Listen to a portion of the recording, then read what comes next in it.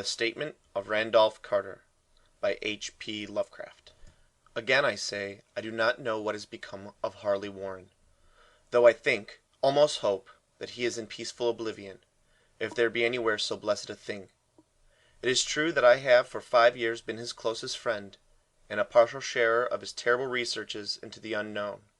I will not deny, though my memory is uncertain and indistinct, that this witness of yours may have seen us together, as he says, on the Gainesville Pike, walking toward Big Cypress Swamp, at 11:30 on that awful night. That we bore electric lanterns, spades, and a curious coil of wire with attached instruments I will even affirm, for these things all played a part in the single hideous scene which remains buried in my shaken recollection. But of what followed, and of the reason I was found alone and dazed on the edge of the swamp the next morning, I must insist that I know nothing, save what I was told over and over again. You say to me that there is nothing in the swamp or near it which could form the setting of that awful episode. I reply that I knew nothing beyond what I saw. Vision or nightmare it may have been. Vision or nightmare I fervently hope it was. Yet it is all that my mind retains of what took place in those shocking hours after we left the sight of men. And why Harley Warren did not return, he or his shade, or some nameless thing I cannot describe, alone can tell. As I have said before, the weird studies of Harley Warren were well known to me, and to some extent shared by me. Of his vast collection of strange, rare books on forbidden subjects, I have read all that are written in the languages of which I am master. But these are few as compared with those languages I can understand. Most, I believe, are in Arabic, and the fiend-inspired book which brought on the end, the book which he carried in his pocket out of this world, was written in characters whose like I never saw elsewhere. Warren would never tell me just what was in the book. As to the natures of our studies, must I say again that I no longer retain full comprehension? It seems to me rather merciful that I do not, for they were terrible studies which I pursued more through reluctant fascination than through actual inclination. Warren always dominated me, and sometimes I feared him. I remember how I shuddered at his facial expressions on the night before the awful happenings, when he talked so incessantly of his theory, why certain corpses never decay, but rest firm and fat in their tomb for 1,000 years. But I do not fear him now, for I suspect that he has known horrors beyond my ken. Now I fear for him. Once more I say that I have no clear idea of our object on that night. Certainly it had much to do with something in the book which Warren carried with him, that ancient book in undecipherable characters which had come to him from India a month before. But I swear I do not know what it was we expected to find. Your witness says he saw us at 11:30 on the Gainesville Pike, headed for Big Cypress Swamp. This is probably true, but I have no distinct memory of it. The picture seared into my soul is one scene only, and the hour must have been long after midnight, for a waning crescent moon was high in the vaporous heavens. The place was an ancient cemetery, so ancient that I trembled at the manifold signs of immemorial years. It was in a deep, damp hollow, overgrown with rank grass, moss, and curious creeping weeds, and filled with a vague stench which my idle fancy associated absurdly with rotting stone. On every hand were the signs of neglect and decrepitude, and I seemed haunted by the notion that Warren and I were the first living creatures to invade a lethal silence of centuries. Over the valley's rim a waning crescent moon peered through the noisome vapors that seemed to emanate from unheard-of catacombs, and by its feeble, wavering beams I could distinguish a repellent array of antique slabs, urns, cenotaphs, and mausoleum facades, all crumbling, moss-grown, and moisture-stained, and partly concealed by the gross luxuriance of the unhealthy vegetation. My first vivid impression of my own presence in this terrible necropolis concerns the act of pausing with Warren before a certain half-obliterated sepulchre, and of throwing down some burdens which we seemed to have been carrying. I now observed that I had with me an electric lantern and 2 spades, whilst my companion was supplied with a similar lantern and a portable telephone outfit. No word was uttered, for the spot and the task seemed known to us, and without delay we seized our spades and commenced to clear away the grass, weeds, and drifted earth from the flat, archaic mortuary.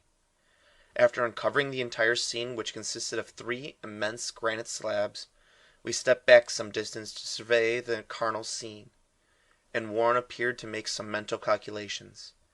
Then he returned to the sepulchre, and using his spade as a lever sought to pry up the slab lying nearest to the stony ruin, which may have been a monument in its day. He did not succeed and motioned to me to come to his assistance. Finally, our combined strength loosened the stone, which we raised and tipped to one side.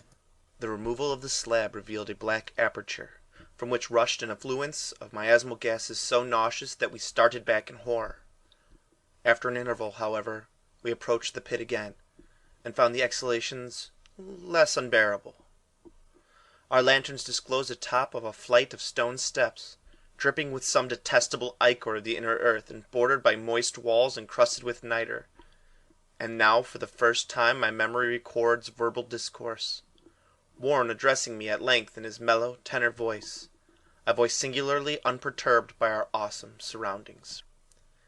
"I'm sorry to have to ask you to stay on the surface," he said, "but it'd be a crime to let anyone with your frail nerves go down there. You can't imagine, even from what you've read and what I've told you, the things I shall have to see and do. It's fiendish work, Carter, and I doubt if any man with ironclad sensibilities could ever see it through and come up alive and sane. I don't wish to offend you, and heaven knows I'd be glad enough to have you with me, but the responsibility is in a certain sense mine, and I couldn't drag a bundle of nerves like you down to probable death or madness. I tell you, you can't imagine what the thing is really like, but I promise to keep you informed over the telephone of every move. You see, I have enough wire here to reach to the center of the earth and back. I can still hear in memory those coolly spoken words, and I can still remember my remonstrances. I seemed desperately anxious to accompany my friend into those sepulchral depths, yet he proved inflexibly obdurate. At one time he threatened to abandon the expedition if I remained insistent, a threat which proved effective, since he alone held the key to the thing. All this I can remember, though I no longer know what manner of thing we sought. After he had obtained my reluctant acquiescence in his design, Warren picked up the reel of wire and adjusted the instruments. At his nod, I took one of the latter and seated myself upon an aged discolored gravestone, close by the newly uncovered aperture. Then he shook my hand, shouldered the coil of wire, and disappeared within that indescribable ossuary. For a minute I kept the sight of the glow of his lantern, and heard the rustle of the wire as he laid it down after him. But the glow soon disappeared abruptly, as if a turn in the stone staircase had been encountered, and the sound died away almost as quickly.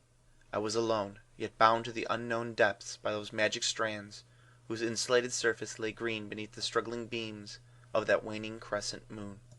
I constantly consulted my watch by the light of my electric lantern, and listened with feverish anxiety at the receiver of the telephone, but for more than a quarter of an hour heard nothing.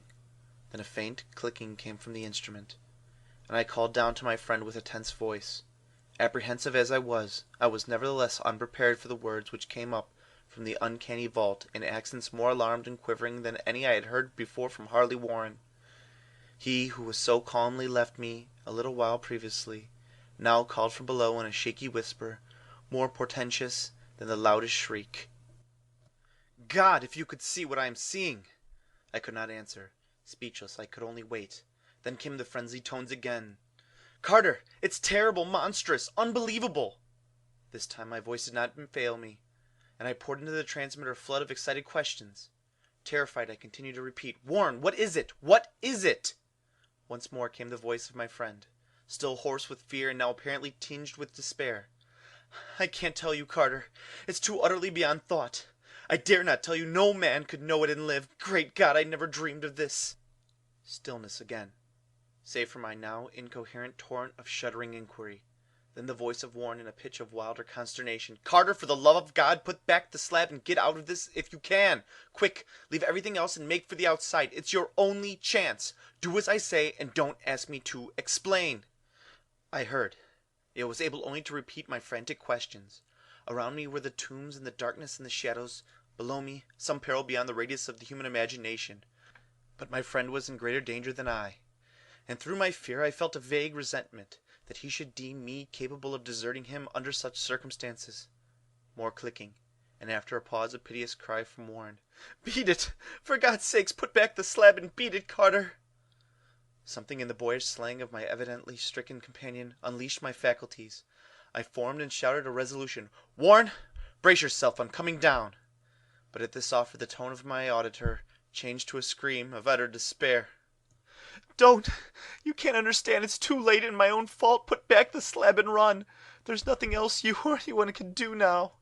The tone changed again, this time acquiring a softer quality, as of hopeless resignation, yet it remained tense, through anxiety for me. "Quick, before it's too late." I tried not to heed him, tried to break through the paralysis which held me, and to fulfill my vow to rush down to his aid, but his next whisper found me, and still held inert in the chain of stark horror. "Carter, hurry! It's no use. You must go. Better one than two. The slab."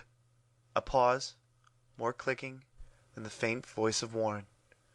"Nearly over now. Don't make it harder. Cover up those damn steps and run for your life. You're losing time so long, Carter. Won't see you again." Here Warren's whisper swelled into a cry that gradually rose to a shriek fraught with all the horrors of the ages. "Curse these hellish things! Legions, my God! Beat it! Beat it! Beat it!" After that was silence. I know not how many interminable eons I sat stupefied, whispering, muttering, calling, screaming into that telephone. Over and over again through those eons I whispered and muttered, called, shouted, and screamed, "Warren! Warren, answer me! Are you there?" And then there came to me the crowning horror of all, the unbelievable, unthinkable, almost unmentionable thing. I have said that eons seemed to elapse after Warren shrieked forth his last despairing warning, and that only my own cries now broke the hideous silence. But after a while there was a further clicking in the receiver, and I strained my ears to listen. Again I called down, "Warren, are you there?" and in answer heard the thing which had brought this cloud over my mind. I do not try, gentlemen, to account for that thing, that voice, nor can I venture to describe it in detail, since the first words took away my consciousness and created a mental blank which reaches to the time of my awakening in the hospital.